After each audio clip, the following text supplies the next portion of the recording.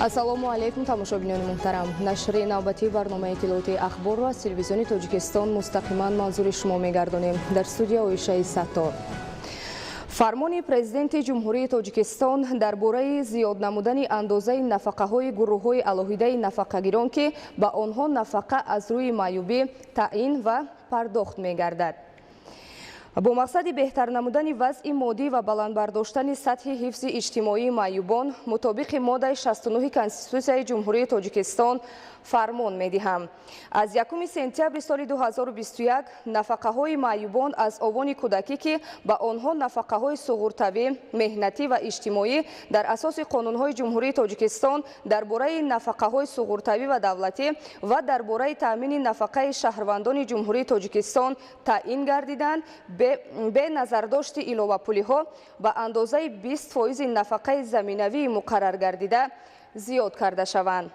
нафақаҳои кӯдакони то 18 сола ки ба онҳо нафақаи иҷтимоӣ аз рӯи маъюбӣ дар асоси қонуни Ҷумҳурии Тоҷикистон дар бораи нафақаҳои суғуртавӣ ва давлатӣ таъин гардида аст, бе назардошти иловапулиҳо ба андозаи 20% нафақаи заминавии муқаррар гардида зиёд карда шаванд.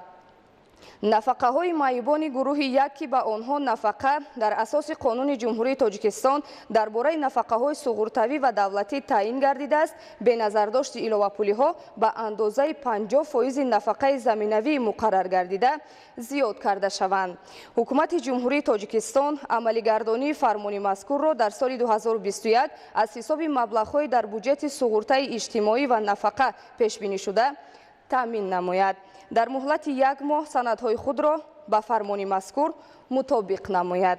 Президенти Ҷумҳурии Тоҷикистон Эмомалӣ Раҳмон шаҳри Душанбе 28 майи соли 2021. идомаи ахбор. 28 май рӯзи таъсиси қушунҳои сарҳадии Кумитаи давлатии амнияти миллии Ҷумҳурии Тоҷикистон аст. соли 1994 то ба 2021 инак 27 соли қадами устувор дар роҳи мукаммалгардонии низомӣ ва ташкили сипари боэътимод. таъсисёбии қушунҳои сарҳадии Кумитаи давлатии амнияти миллии Ҷумҳурии Тоҷикистон ки зодаи даврони истиқлолият аст, имрӯз дар фазои сулҳу суботи кишвар бо рӯҳияи ватандӯстиву хештаншиносӣ таҷлил мегардад. мардуми тоҷик дар симои қушунҳои сарҳадии Кумитаи давлатии амнияти миллии Ҷумҳурии Тоҷикистон ҳомию муҳофизи худро дида рӯ ба бунёдкориву созандагӣ мениҳанд ки ин ҳама дар маҷмӯъ аз сиёсати дурандешонаи ҳомии асосии миллат Эмомалӣ Раҳмон ибтидо мегирад. ташкили ин нерӯи комили муҳофизатӣ дар кадом сатҳ ва бо кадом роҳҳо ба даст омад, инак назари кӯтоҳ ба таърихи ояндасоз. назари кӯтоҳ ба таърихи ояндасоз эътимоди комили давлати тоза истиқлолро бо пояи устувори давлатдорӣ аён менамояд. беш аз 27 соли қадами устувор дар роҳи мукаммалгардонии сарҳадӣ ва ташкили сипари боэътимод, комилсозии қушунҳои сарҳадии кишвар ки зодаи даврони соҳиби истиқлолӣ аст, дар замони рӯбарушди Ҷумҳурии Тоҷикистон ба вуҷуд омада. он бо ҷорӣ намудани низоми нави ҳифозати хати марзӣ то ба имрӯз чун сипари асосии давлату миллат хизмат менамояд. ёдоварӣ пайваста аз таърихи ташаккулёбӣ ва марҳилаҳои тай шуда, умуман раванди асоснокунии нерӯи муҳофизатӣ ки имрӯз аллакай чун қушунҳои сарҳадии ҷумҳурӣ муаррифӣ мегардад, на бо асоси баъзавӣ, балки бо рӯйдоду омилҳои дигари тақдирсоз аз рӯи рӯҳияи баланди хештаншиносӣ ва садоқат ба ватан мукаммал гардид.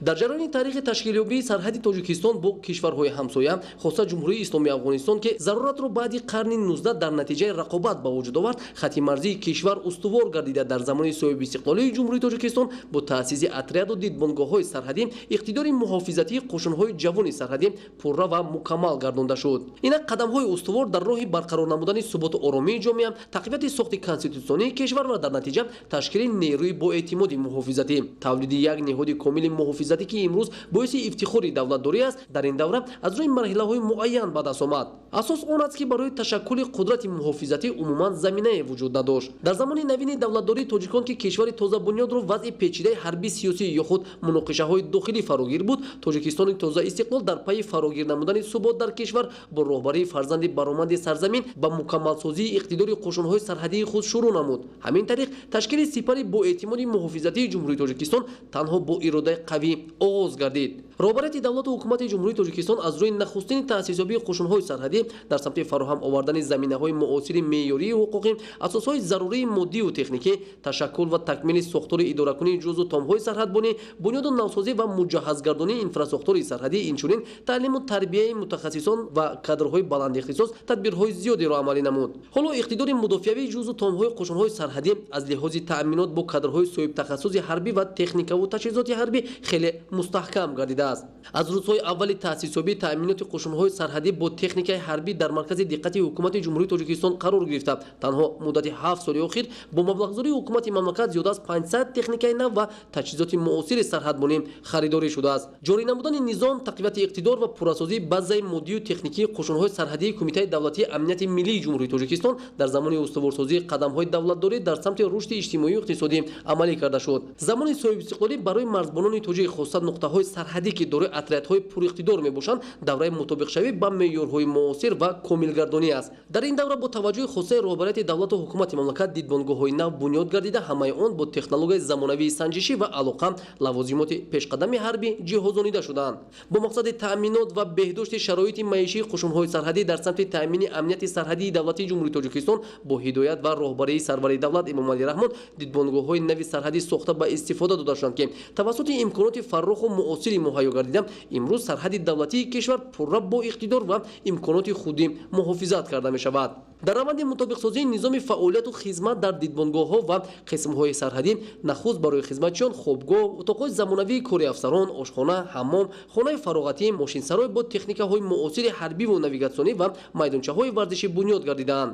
айни ҳол мукаммалсозии қушунҳои сарҳадии кишвар дар тамоми ноҳияҳои марзии мамлакат то ба дурдасттарин минтақаҳо бо дидбонгоҳҳои замонавӣ ташкил карда шудааст. дифои хатти марз имрӯз аз рӯи таҷрибаи бои афсарону аскарони соҳиблаёқат таъмин гардида, барои мӯътадили амният тамоми қитъаҳои сарҳадии кишвар тавассути техникаҳои муосиру оҷил сари вақт пеш бурда мешавад. ҳамин тариқ дар давоми 27 соли ташаккул ва мукаммалгардонии сипари боэътимоди кишвар, яъне қушунҳои сарҳадии Кумитаи давлатии амнияти миллии ҷумҳурии Тоҷикистон дастовардҳо назаррас аст. имрӯз қушунҳои сарҳадии ҷумҳурии Тоҷикистон ҳама давраҳои бунёдии худро нуқта гузошта ба марҳилаи нави мувофиқасозии сохтори худ ба воқеияти амнияти байналмилалӣ ва минтақавӣ расид. тадбирҳои саривақтӣ вобаста ба тайёр намудани мутахассисон дар мактабҳои олии ҳарбӣ, хусусан маркази таълимии қушунҳои сарҳадии Кумитаи давлатии амнияти миллии ҷумҳурии Тоҷикистон имкон дод ки сафи навъҳои низомии мусаллаҳ, ҷузъу томҳо ва дигар сохторҳои қудратии қушунҳои сарҳадӣ бо афсарони касбӣ пурра гардонда шавад. дар раванди табдили қушунҳои сарҳадӣ ба сипари боэътимоди кишвар ки аллакай ниҳоди мукаммали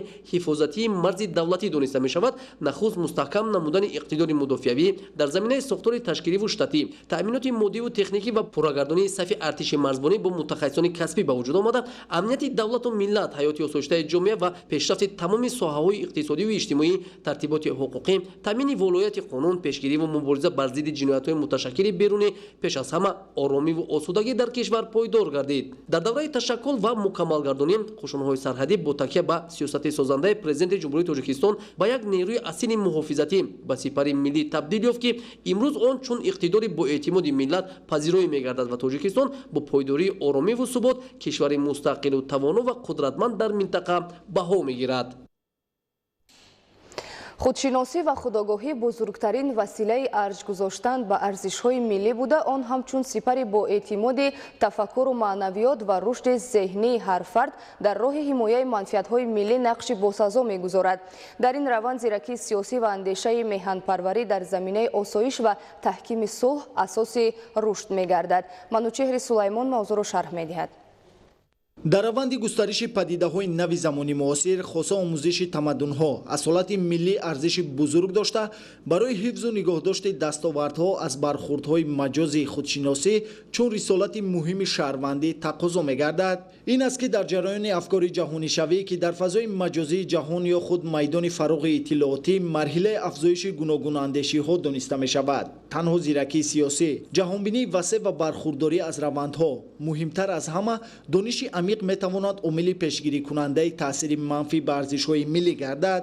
таҳдидҳои замони муосир рӯз ба рӯз зиёд шуда истоданд ва аз ҷумла терроризм, экстремизм خب پنج شدن مواد مخدر، اینا یعنی تهدیدهایی هستند که واقعا امروز وضع مرکب سیاسی را از آن هم مرکب‌تر کردند و در چنین شرایط هر یک دولت ملت برای حفظ منفعت‌های ملی، ارزش‌های ملی و منفعت‌های دولت و ملت پیش از همه نقش اساسی دارد، مخصوصا برای جوانان خودشناسی و خودآگاهی ملی، افتخار وطنداری.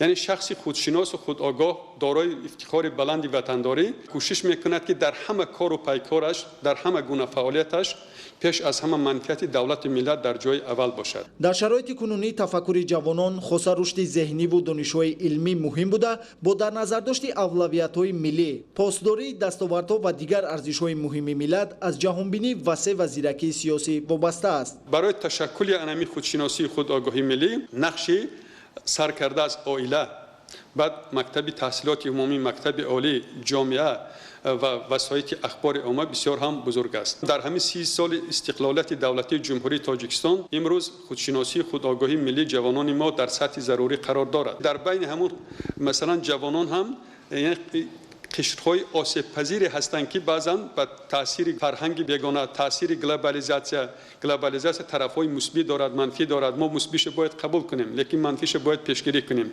انا در همین شرایط هم نقش خودشناسی خودآگاهی، افتخار وطنداری، افتخار ملی بسیار مهم است که ما در شرایط امروزه زود تغییر یابنده منفعت‌های دولت و ملت حمایت کرده توانیم. در این زمینه حس بلند خودشناسی که از میهن‌پروری و قدرشناسی دستاوردهای ملی تحکیم می‌یابد، با دانش وسیع، نظری کامل بر روندهای معاصر، تحلیل و بهاگذاری پدیده‌های منفی، خصوصا هویت بلند وطنداری می‌تواند پایه‌های دولتداری را باز هم استوار گرداند. نقش خودشناسی خودآگاهی بسیار مهم است در تشکل دولتداری ملی و در حفظ ارزش‌های ملی و حفظ منفعت‌های دولتی. با نظر داشت این وقتی که امروز جهان معاصر بسیار جهان زود تغییر یابنده است و تهدیدهای زمان معاصر خیلی هم زود تغییر می‌یابند و در چنین شرایط ما باید که به همه دولت‌های دنیا مناسبت نیک داشته باشیم، لیکن در نوبت خود منفعت‌های ملی ما حمایت کرده توانیم. نقش خودشناسی و خودآگاهی ملی مخصوصا در بین جوانان که آینده ساز ملت و دولت هستند بسیار مهم است.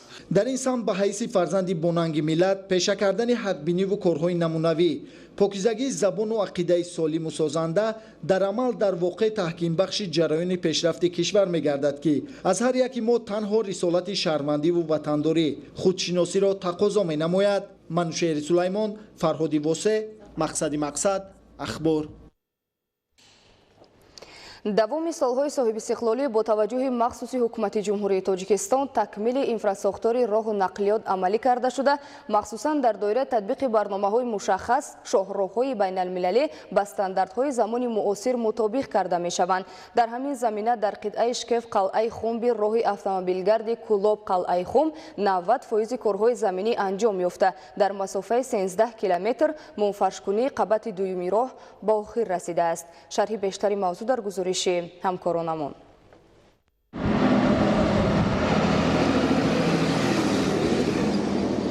یکی از هدف‌های مهم استراتژی دولت رهایی از بنبست کمیونیکاسیونی در ولایت مختار کوهستانی بدخشان به طور مثبت حل گشته ایستاده است. با مقصد نائل گشتن به این هدف تجدید و از نوسازی قطعه شکیف قلعه خم به شاهراه بین المللی دوشنبه کلوب قلعه خم خاروخ مرغاب کلمه با صورت رفته ایستاده است. در ساختمان آن در برابر متخصصان ساحه راه وطنی شهروندان خارجی نیز مهنت نموده ایستادند.